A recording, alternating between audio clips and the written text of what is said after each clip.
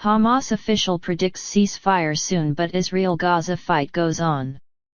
Gaza, a senior Hamas official predicted a ceasefire within days even as Israel and Gaza militants pursued their cross-border attacks into an 11th day on Thursday, May 20, with Israeli warplanes carrying out new airstrikes and Palestinians firing more rockets.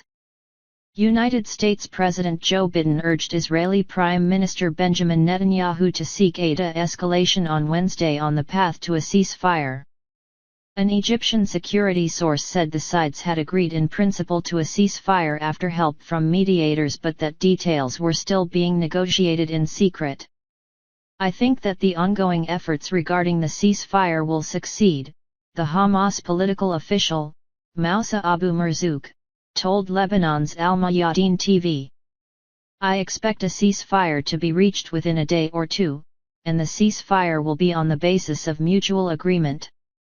Qatar-based Al Jazeera television reported United Nations Middle East peace envoy Tor Wennesland was meeting Hamas chief Ismail Haniyeh in Qatar. But the fighting continued with both Israel and the Islamist militants voicing defiance. Israel carried out over a dozen airstrikes on Gaza after midnight, including 2 that destroyed 2 houses in the enclave's south. Medics said 4 people were wounded in an airstrike on the town of Khan Yunis in southern Gaza.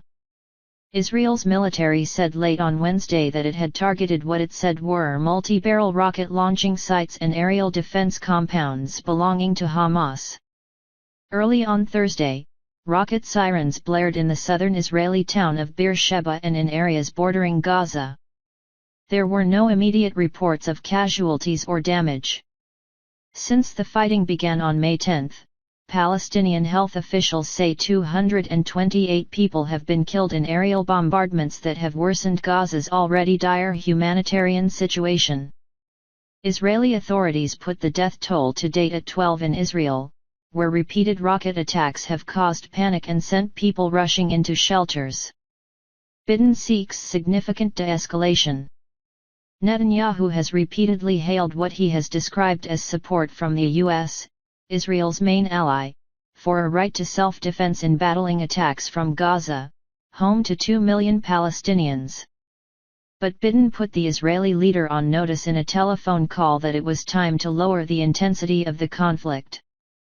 The president conveyed to the prime minister that he expected a significant de-escalation today on the path to a ceasefire, White House spokeswoman Karine Jean-Pierre told reporters.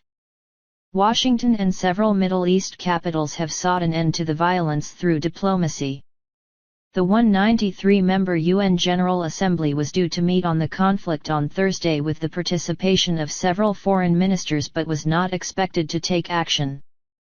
The U.S. mission said it would not support a French push for a resolution in the 15-member UN Security Council, saying it believed such actions would undermine efforts to de-escalate violence.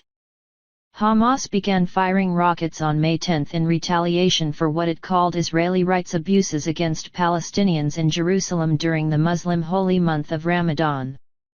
The rocket attacks followed Israeli police clashes with worshippers at Al-Aqsa Mosque in Jerusalem and a court case by Israeli settlers to evict Palestinians from a neighborhood in Israeli-annexed East Jerusalem. The hostilities are the most serious between Hamas and Israel in years, and, in a departure from previous Gaza conflicts, have helped fuel street violence in Israeli cities between Jews and Arabs. The conflict has also spilled over to the Israel-Lebanon frontier and stoked violence in the occupied West Bank.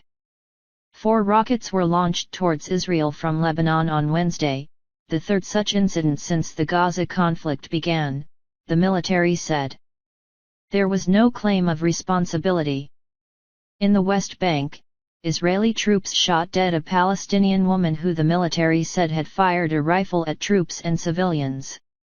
At least 21 Palestinians have been killed in clashes with Israeli troops or other incidents in the West Bank since May 10, Palestinian officials said.